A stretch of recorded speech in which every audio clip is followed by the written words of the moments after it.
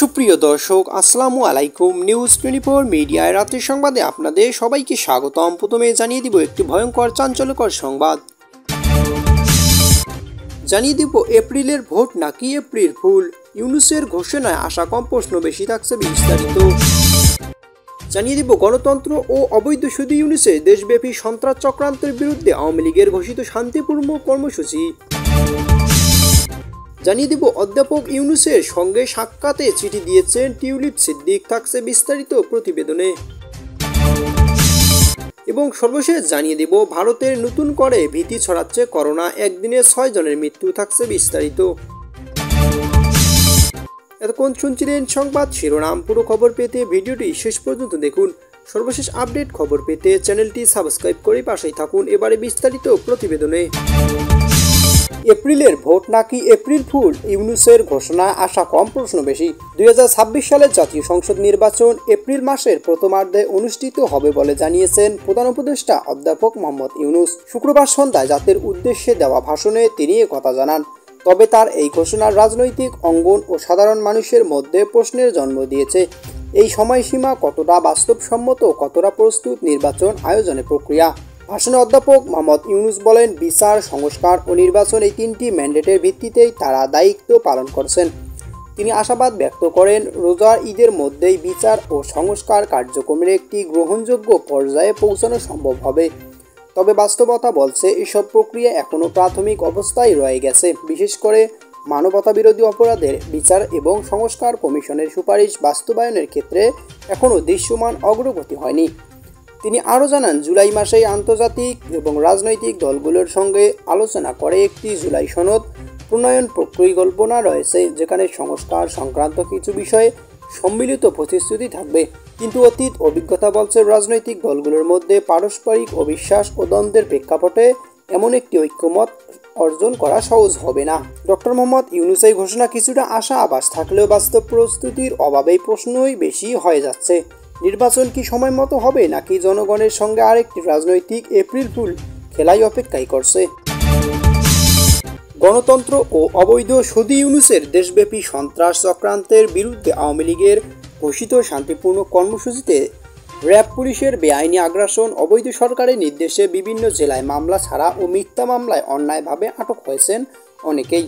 গফরগাঁও উপজেলা ছাত্রলীগের যুগ্ম সাধারণ সম্পাদক লাবলু মিয়া, গাজীপুর মহানগর 22 নং ওয়ার্ড আওয়ামী লীগের সদস্য সচিব নজরুল ইসলাম, চাঁদপুর জেলার হাইকমর্স উপজেলা আওয়ামী লীগের সহসভাপতি হাজী মোহাম্মদ হুমায়ুন কবির পাটোয়ারি, সিরাজগঞ্জের চৌহালি উপজেলা আওয়ামী লীগের সাংগঠনিক সম্পাদক মাসুম শিকদার, লক্ষ্মীপুরে পৌরসভা জাতীয় শ্রমিক লীগের সংগ্রামী যুগ্ম আহ্বায়ক আরিফ হোসেন, 1 নং ওয়ার্ড ঢাকা বিমানবন্দর থানা ছাত্রলীগের সাধারণ সম্পাদক জুনাইদ হোসেন সিয়াম সহ বাংলাদেশের আওয়ামী লীগ, যুবলীগ চট্টগ্রাম উত্তর জেলা শাখার সদস্য সাবেক ছাত্রনেতা মোহাম্মদ বাবলু। সংস্কারের নামে গণগ্রেপ্তারের এই সব প্রহসন ও আইন বহির্ভূত কর্মকাণ্ড বন্ধ করতে হবে। অধ্যাপক ইউনূসের সাক্ষাৎ চেয়ে চিঠি দিয়েছেন টিউলিপ সিদ্দিক। প্রধান উপদেষ্টা অধ্যাপক মোহাম্মদ ইউনূসের সঙ্গে দেখা করতে দুর্নীতির অভিযোগ নিয়ে ভুল বোঝাবুঝির অবসান করতে চান যুক্তরাজ্যের সাবেক সিটি মিনিস্টার টিউলিপ সিদ্দিক। তাই অধ্যাপক ইউনূসের আসন্ন যুক্তরাজ্য সফরের সময় তার সাক্ষাৎ চেয়ে তিনি দিয়েছেন বাংলাদেশের ক্ষমতাচ্যুত প্রধানমন্ত্রী শেখ হাসিনার ভাগ্নি টিউলিপ।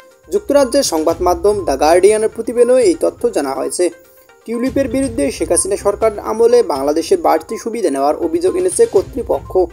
গত বছর আগস্টের গণ অভ্যুত্থানের মুখে শেখ হাসিনা সরকারের পতন হয়। তিনি পালিয়ে ভারত চলে যান। বাংলাদেশ শেখ হাসিনা বিরুদ্ধে মানবতা বিরোধী অপরাধের বিচার প্রক্রিয়া শুরু হয়েছে। সংবাদ মাধ্যম টিউলিপের বিরুদ্ধে একাধিক অভিযোগ নিয়ে শোরগোল হয়েছে। এর মধ্যে টিউলিপ কিংবা তার মেয়ে শেখ রেহানার বিরুদ্ধে প্রভাব খাটিয়ে 7200 বর্গফুটের প্লট নেওয়ার অভিযোগ দুর্নীতি দমন কমিশন দুদকে রয়েছে। টিউলিপ এসব অভিযোগ অস্বীকার করেছেন। আর টিউলিপের আইনজীবী বলেছেন, এসব অভিযোগ রাজনৈতিক উদ্দেশ্য প্রণীত, এর কোনো ভিত্তি নেই। এই সঙ্গে সংশ্লিষ্ট কর্তৃপক্ষ তার সঙ্গে যোগাযোগ করছে না বলেও অভিযোগ টিউলিপের। গত বছর যুক্তরাজ্যের সম্পদ অর্জন সংক্রান্ত অভিযোগ ওঠার পর টিউলিপ ব্রিটিশ প্রধানমন্ত্রী কিয়ার স্টারমারের উপদেষ্টা ম্যাগনাসের দপ্তরে হাজির হন। তদন্ত শেষে ম্যাগনাস বলছিলেন, টিউলিপের কোনো সম্পদ অবৈধ উপায়ে অর্জিত হয়েছে এমন কোনো প্রমাণ পাওয়া যায়নি। তবে তিনি বলেছিলেন, বাংলাদেশের সঙ্গে পারিবারিক সম্পর্ক থাকায় টিউলিপের উচিত ছিল এসব থেকে সুনাম ক্ষুণ্ণ হওয়ার ঝুঁকি সম্পর্কে আরও সচেতন থাকা। এদিকে ভারতের নতুন করে ভীতি ছড়াচ্ছে করোনা, একদিনে 6 জনের মৃত্যু। ভারতে হঠাৎ করেই করোনা ভাইরাসের প্রাদুর্ভাব শুরু হয়েছে। দেশটিতে গত 24 ঘন্টায় 6 জনের মৃত্যু হয়েছে। এছাড়া নতুন করে সংক্রমিত হয়েছে 378 জন। এতে করে ভারত জুড়ে বর্তমান 6,000-এরও বেশি মানুষ করোনায় আক্রান্ত হয়েছেন। রবিবার ভারতের স্বাস্থ্য মন্ত্রণালয়ের WHO বরাত দিয়ে একথা তথ্য জানিয়েছেন দেশটির শীর্ষস্থানীয় গণমাধ্যম হিন্দুস্তান টাইমস। খবরে বলা হয়, গত 24 ঘন্টায় নতুন করে আক্রান্ত হয়েছেন 769 জন। এর মধ্যে কেরালায় সবচেয়ে বেশি মানুষ আক্রান্ত হয়েছেন। এরপর যথাক্রমে আছে গুজরাট, পশ্চিমবঙ্গ ও নয়াদিল্লি। বর্তমানে দেশটিতে সক্রিয় আক্রান্তের সংখ্যা 1,133 জন। এদিকে গত 24 ঘন্টায় 753 জন সুস্থ হয়েছেন, হাসপাতাল থেকে বাড়ি ফিরছেন। ভারতের স্বাস্থ্য মন্ত্রণালয় তথ্য বলছে, গত একদিনে করোনায় মারা যাওয়ার ব্যক্তিদের মধ্যে কর্ণাটকে 2 জন, কেরালায় 3 জন ও তামিলনাড়ুতে 1 জনের মৃত্যু হয়েছে। এদিকে কেরালা, গুজরাট ও পশ্চিমবঙ্গ, রাজস্থান ও দিল্লি সহ গত 24 ঘন্টায় সবচেয়ে বেশি সংক্রমিত ধরা পড়ছে। কেরালায় 140 জন, গুজরাটে 105 জন, পশ্চিমবঙ্গে 71 জন, গুজরাটে 24 জন এবং দিল্লিতে 21 জন নতুন করে কোভিড আক্রান্ত হয়েছেন। ভারতে মোট 6,133টি সক্রিয় করোনা আক্রান্তের মধ্যেই কেরালায় 1,950 জন। সংক্রমণের দিক থেকে সবচেয়ে এগিয়ে রয়েছে রাজ্যটি।